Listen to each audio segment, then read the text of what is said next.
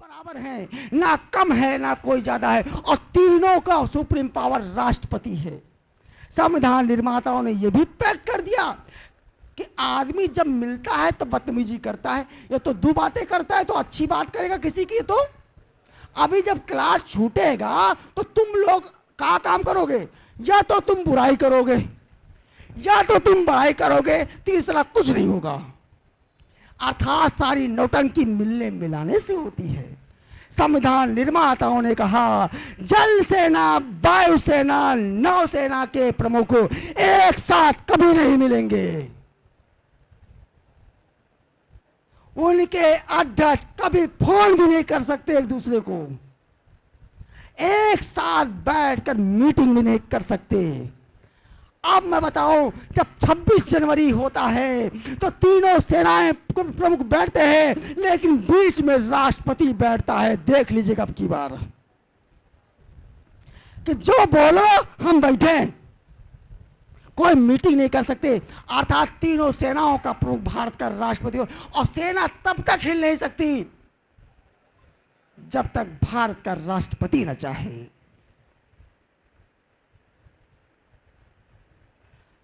भारतीय संविधान निर्माताओं ने कहा समस्या कभी भी देश पर आ सकती है, संकट कभी भी आ सकता है, और संकट के दो तीन कारण बताए। अगर हमारे देश पर कोई आक्रमण करता है तो समझो देश पर संकट है, तब समझो देश पर संकट है। और अगर कोई देश में आक्रमण करता है तो आर्टिकल 352 से राष्ट्रपति शासन लग जाता है। इस दशा में पूरा मंत्रिमंडल बर्खास्त हो जाएगा, और भारत देश की जो पूरी बागडोर है भारत का राष्ट्रपति, भारत की सेना संभाल लेगी। 300 राष्ट्रपति शासन लगता है किस अनुच्छेद से? राष्ट्रपति शासन 352, राष्ट्रपति शासन 352, 352, राष्ट्रपति शासन 352, 352, राष्ट्रपति शासन 352।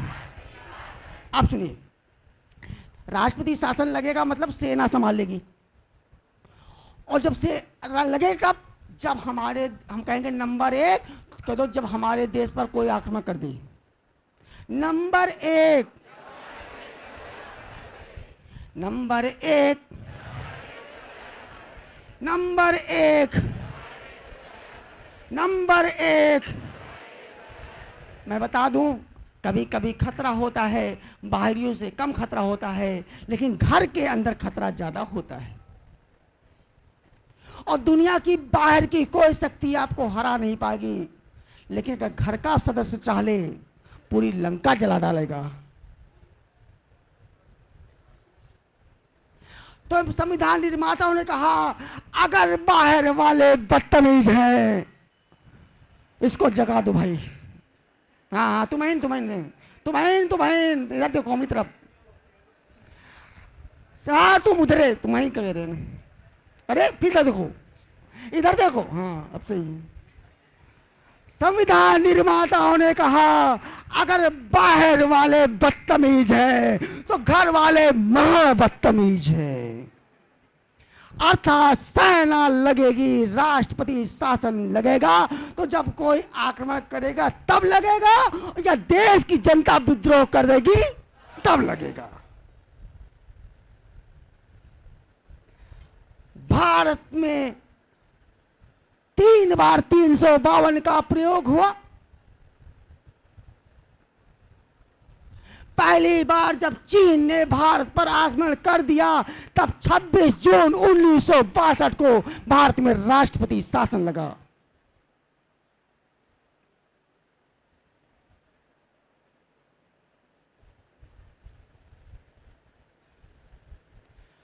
उसके बाद बांग्लादेश जब राष्ट्र बना, उसे भारत की महती भूमिका है।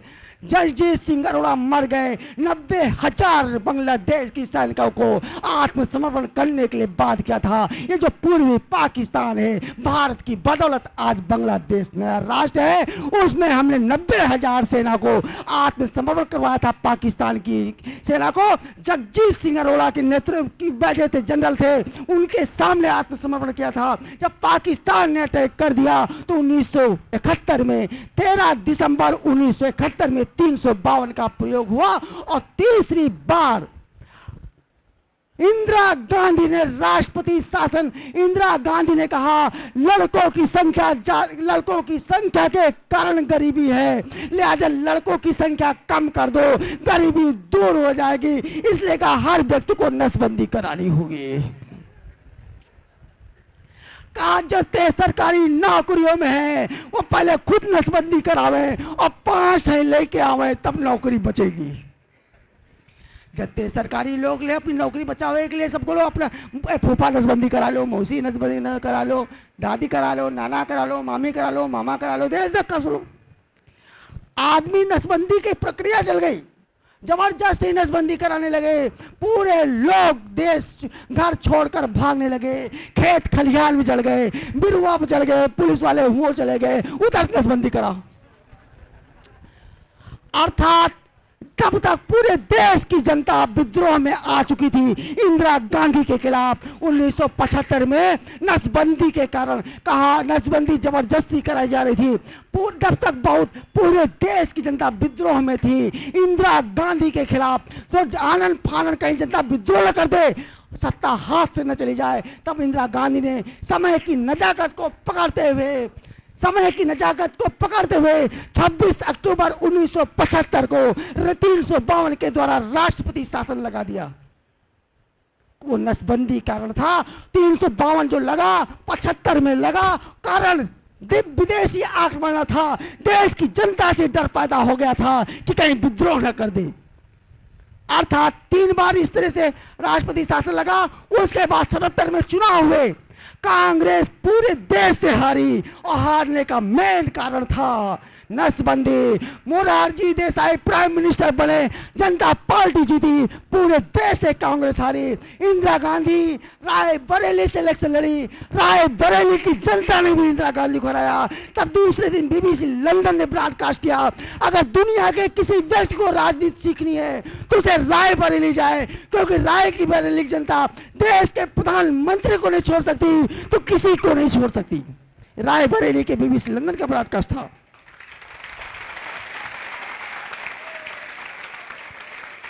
इस प्रकार से 352 का प्रयोग 1962 में हुआ। 26 जून 1962 को हुआ, जब चीन ने भारत पर आक्रमण किया। 13 दिसंबर 1971 में जब पाकिस्तान ने अटैक किया, तब दूसरी बार राष्ट्रपति शासन लगा, तीसरी बार 75 में लगा। 26 अक्टूबर 1975 को इंदिरा गांधी ने नसबंदी की कहानी सुनाई थी, तब लगा। इस प्रकार से सवाल कंपटीशन में आता है, राष्ट्रपति शासन किस अनुच्छेद से लगता है? 352 से लगता है। राष्ट्रपति शासन 352 से लगता है, लेकिन राष्ट्रपति शासन 352 कितनी बार लगा? राष्ट्रपति शासन कब लगता है? जब हमारे देश पर कोई या देश की जनता विद्रोह कर दे। विद्रोह ना करे, विद्रोह होने का डर पैदा हो जाए।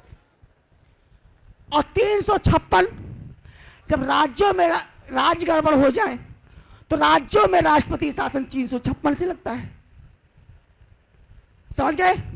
सबसे पहले राष्ट्रपति शासन पंजाब में लगा, सबसे अधिक समय तक पंजाब में लगा रहा, सबसे कम कर्नाटक में लगा, सबसे अधिक 10 बार उत्तर प्रदेश में लगा। इस प्रकार से हम कहेंगे राज्यों में राष्ट्रपति शासन आपको 356, राज्यों में राष्ट्रपति शासन, राज्यों में राष्ट्रपति शासन, राज्यों में राष्ट्रपति शासन, राज्यों में राष्ट्रपति शासन 356 राज्यों में, खाली राज्यों में 356, 356 राज्यों में, राज्यों में 356, 356 राज्यों में 356 और देश में 352, देश में देश में का राष्ट्रपति शासन। अब देखिए, देश आपको नौकरी देता है, देश को आपको वेतन भी देता है, लेकिन कभी कभी ऐसा हो जाता है देश का पूरा राजकोष खाली हो जाए, किसी को वेतन देने के लिए रुपए न बचे। आप लोग 2 महीना नौकरी करोगे फ्री की, 4 महीना करो, 6 महीना करो, 6 महीने से तनख्वाह नहीं आएगी, बीबी अंदर जिए नहीं देगी तुमको, तो तुम क्या कर दोगे? कहोगे कि हड़ताल करोगे, मूवमेंट करोगे, तनख्वाह चाहिए। जब देश का राज्य कोष बिल्कुल खाली हो जाए, सरकारी कर्मचारियों को वेतन देने के लिए रुपए न बचे, ऐसी दशा में जब देश का राजकोष खाली हो जाए, सरकारी कर्मचारियों को वेतन देने के लिए रुपए न बचे, ऐसी दशा में मंत्रिपरिषद प्रधानमंत्री राष्ट्रपति से कहेगा कि भैया राजकोष खाली है, वेतन देने के लिए रुपए नहीं है। ऐसी दशा में भारत का राष्ट्रपति शासन लगा देगा और पूरे देश की कमान सेना संभाल लेगी। तुम सोचो, सेना जब संभालेगी देश कहीं गड़बड़ न होगा। डॉक्टरों से कहा जाएगा तुम लोग घर बैठो, सेना से डॉक्टर आएगा डॉक्टरी करेगा। प्रोफेसर से कहा जाएगा तुम घर बैठो, सेना से प्रोफेसर आएगा प्रोफेसरी करेगा। बिजली इंजीनियर का कहा जाएगा तुम घर में बैठो, सेना से इंजीनियर आएगा। पूरे देश की कमान सेना संभाल लेगी, क्योंकि सेना की जब भर्ती होती है कोई ऐसा पद नहीं होता जिसमें उसकी भर्ती ना हो। अर्थात 360 से वित्तीय आपातकाल लगता है, और वित्तीय आपातकाल आज तक देश में कभी नहीं लगा, भगवान करे कभी न लगे। जिस दिन वित्तीय आपातकाल लग जाएगा उस दिन विदेश जो चाइना और पाकिस्तान सोचेगा जब इनको देश चलाने के लिए पैसा नहीं तो हमसे युद्ध क्या करेंगे, उसी दिन भारत पर अटैक हो जाएगा। इसलिए 360 से वित्तीय आपातकाल लगता है। वित्तीय आपातकाल का मतलब है कि राजकोष खाली हो गया है, वेतन देने के लिए रुपए नहीं। ऐसी दशा में पूरे देश की कमान सेना संभालेगी। जैसे काम होता था वैसे ही काम होगा, जरा भी कुछ परिवर्तन न होगा। आप कह सकते हो सेना तो डिमांड कर सकती है, सेना की जब भर्ती होती है एक ब्रांड भराया जाता है। जब संकट आएगा तो आपको वेतन हम दे चाहे न दें, आपको काम करना होगा। अगर ये शर्तें मंजूर हैं तो सेना में आइए, नहीं तो आप जा सकते हैं। अर्थात सेना भी पैसा मांग नहीं सकती। अर्थात जब देश का राजकोष बिल्कुल खाली हो जाए, वेतन देने के लिए रुपए न बचे, तब आर्टिकल 360 से वित्तीय आपातकाल लगता है। देश में आज तक वित्तीय आपातकाल नहीं, और भगवान करे न लगे, नहीं चाइना और पाकिस्तान मुंह बाए खड़े, उसी दिन भारत पर अटैक होगा। इस प्रकार से राष्ट्रपति का जो लेक्चर शुरू किया था यही एंड करते हैं। आप लोग जाएंगे नहीं, 10 मिनट बाद खाना खा के पुनः आएंगे। नमस्कार।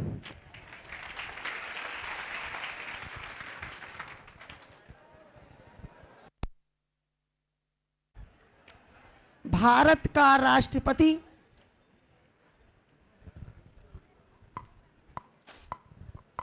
भारत का राष्ट्रपति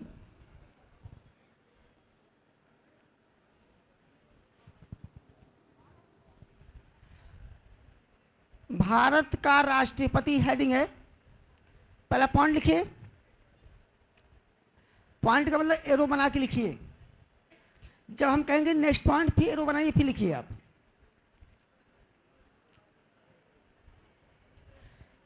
लिखिए, भारत के राष्ट्रपति का पद भारत के राष्ट्रपति का पद भारत के राष्ट्रपति का पद इंग्लैंड के संविधान से लिया गया है। इंग्लैंड के संविधान से लिया गया है।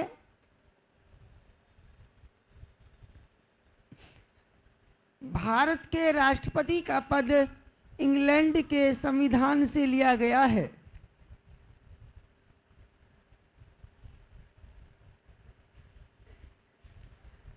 नेक्स्ट लिखिए, इंग्लैंड में इंग्लैंड की महारानी को इंग्लैंड में इंग्लैंड की महारानी को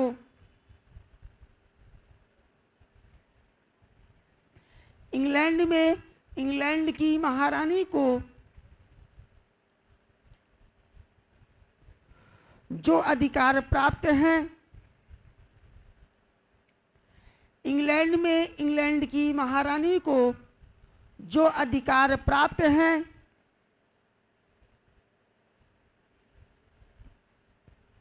वही अधिकार भारत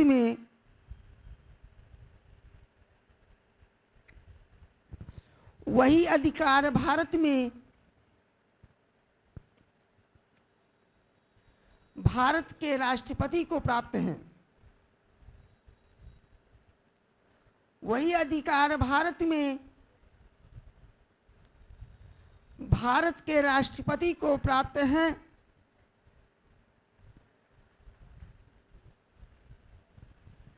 इसीलिए ये कहा जाता है,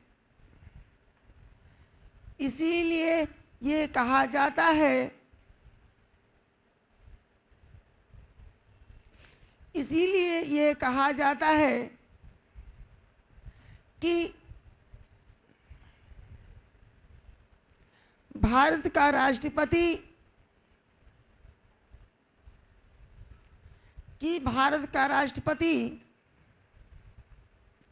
इंग्लैंड की महारानी के समान है। भारत का राष्ट्रपति इंग्लैंड की महारानी के समान है। पहला पॉइंट है, राष्ट्रपति का पद कहां से लिया गया है, और भारत का राष्ट्रपति किसके समान है? इंग्लैंड की महारानी के समान है। ठीक है, नेक्स्ट लिखिए। भारत का राष्ट्रपति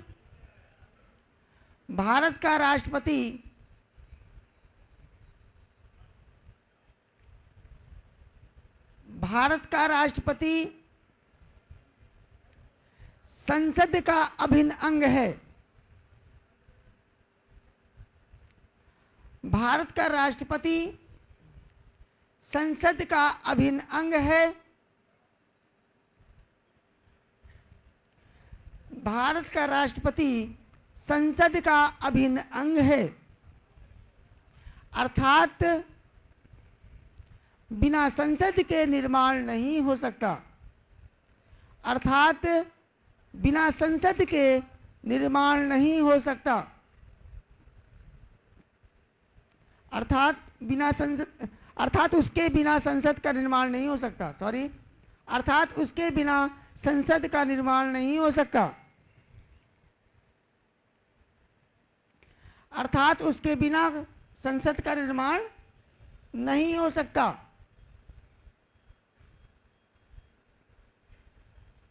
नेक्स्ट लिखिए। लोकसभा कमा राज्यसभा कमा राष्ट्रपति के मिलने से संसद का निर्माण होता है। लोकसभा कमा राज्यसभा कमा राष्ट्रपति के मिलने से संसद का निर्माण होता है। लोकसभा कमा राज्यसभा कमा राष्ट्रपति के मिलने से संसद का निर्माण होता है।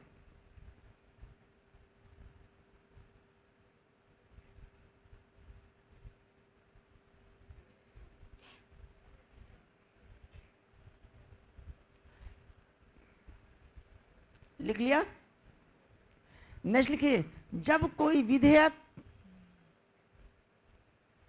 जब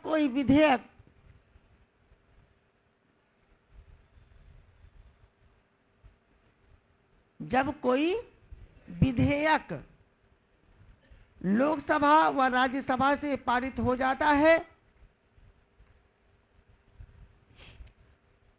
जब कोई विधेयक लोकसभा व राज्यसभा से पारित हो जाता है,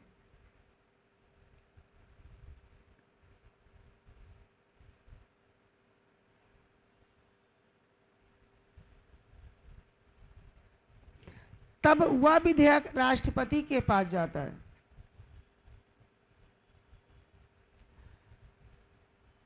तब वह विधेयक राष्ट्रपति के पास जाता है।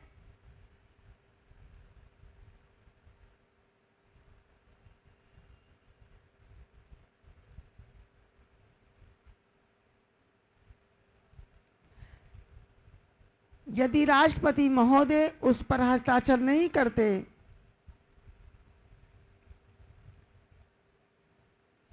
यदि राष्ट्रपति महोदय उस पर हस्ताक्षर नहीं करते,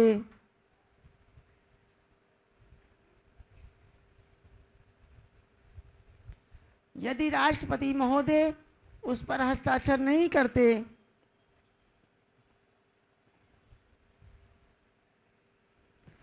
तब वह विधेयक कानून नहीं बन सकता, तब वह विधेयक कानून नहीं बन सकता।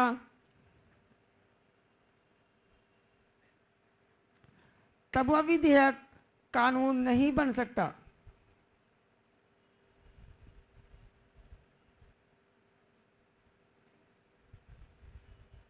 इसीलिए ये कहा जाता है, इसीलिए ये कहा जाता है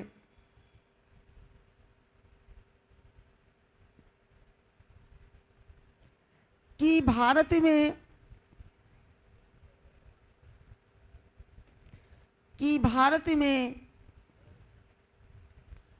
भारत का राष्ट्रपति बहुत शक्तिशाली होता है। भारत का राष्ट्रपति बहुत शक्तिशाली होता है।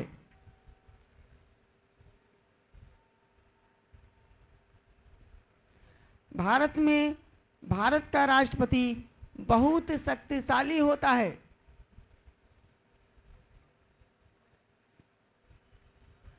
नेक्स्ट लिखिए, यदि किसी विधेयक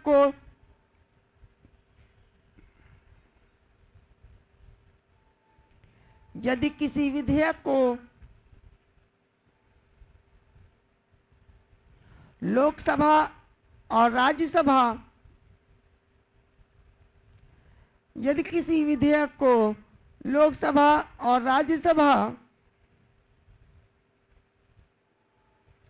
यदि किसी विधेयक को लोकसभा और राज्यसभा दोबारा पारित कर देता है, दोबारा पारित कर देता है,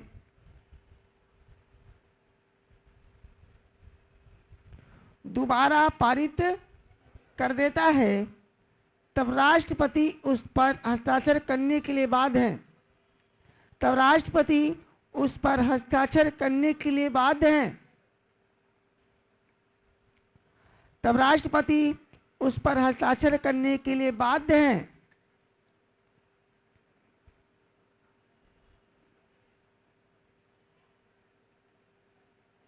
अगर दोबारा पारित हो जाता है तो राष्ट्रपति को हस्ताक्षर करना ही होगा। नेक्स्ट लिखो,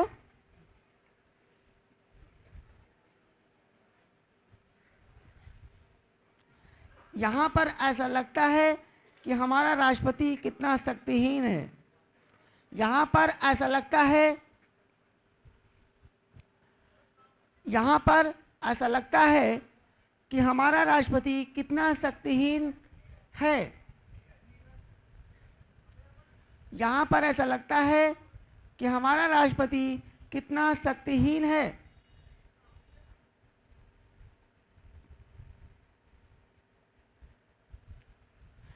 अगर दोबारा दस्तखत करने के लिए बाध्य हो जाता है तो वहां कमजोर लगता है, जब मना करता है तो शक्तिशाली लगता है।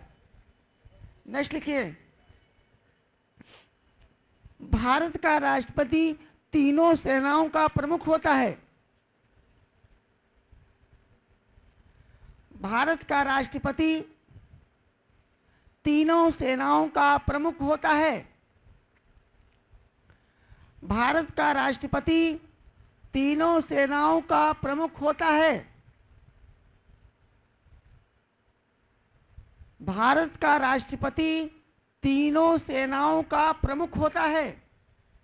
सवाल आएगा, तीनों सेनाओं का प्रमुख कौन होता है? ठीक है, नेक्स्ट लिखिए,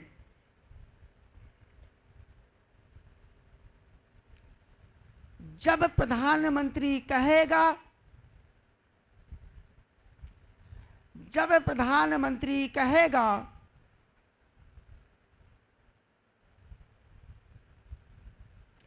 तभी राष्ट्रपति तभी राष्ट्रपति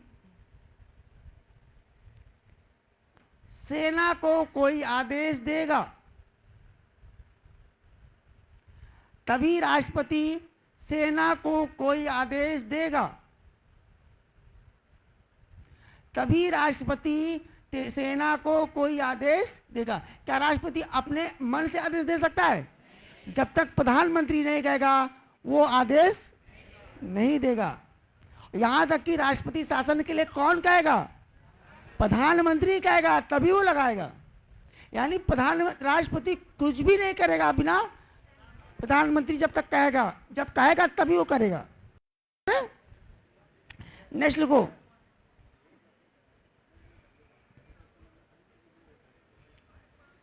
यदि भारत का राष्ट्रपति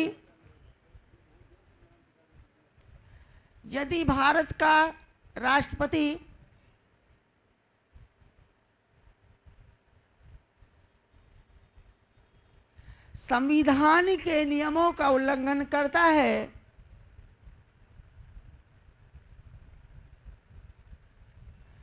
यदि भारत का राष्ट्रपति संविधान के नियमों का उल्लंघन करता है,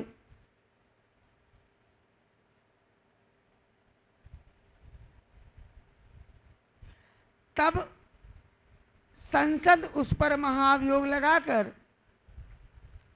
कौन महाभियोग लगाएगा? तब संसद उस पर महाभियोग लगाकर,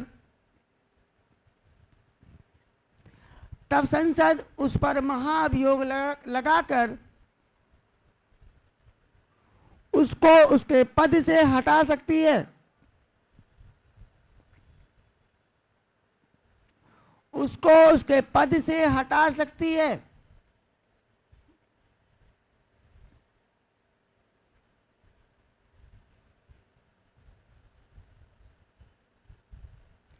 नेक्स्ट लिखिए, राष्ट्रपति पर महाभियोग लगाने की व्यवस्था, राष्ट्रपति पर महाभियोग लगाने की यह व्यवस्था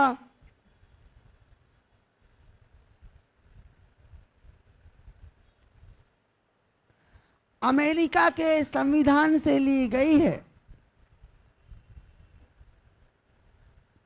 राष्ट्रपति पर महाभियोग लगाने की यह व्यवस्था अमेरिका के संविधान से ली गई है।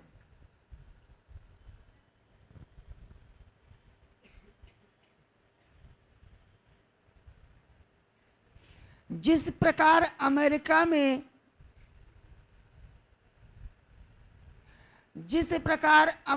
में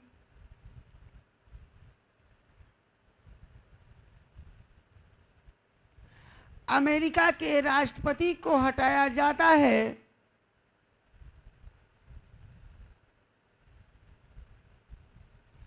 जिस प्रकार अमेरिका में अमेरिका के राष्ट्रपति को हटाया जाता है,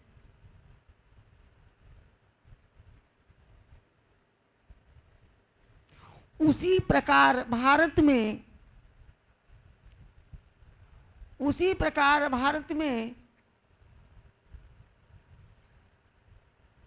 भारत के राष्ट्रपति को हटाया जाता है। उसी प्रकार भारत में भारत के राष्ट्रपति को हटाया जाता है।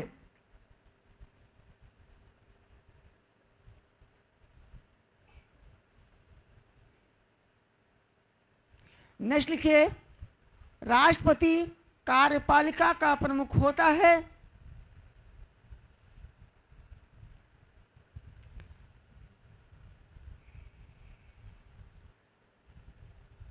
राष्ट्रपति कार्यपालिका का प्रमुख होता है।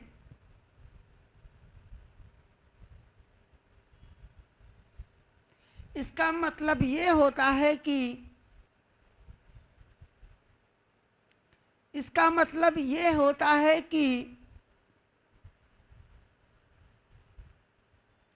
संसद जो काम करेगी, इसका मतलब ये होता है कि संसद जो काम करेगी वो राष्ट्रपति ने किया है।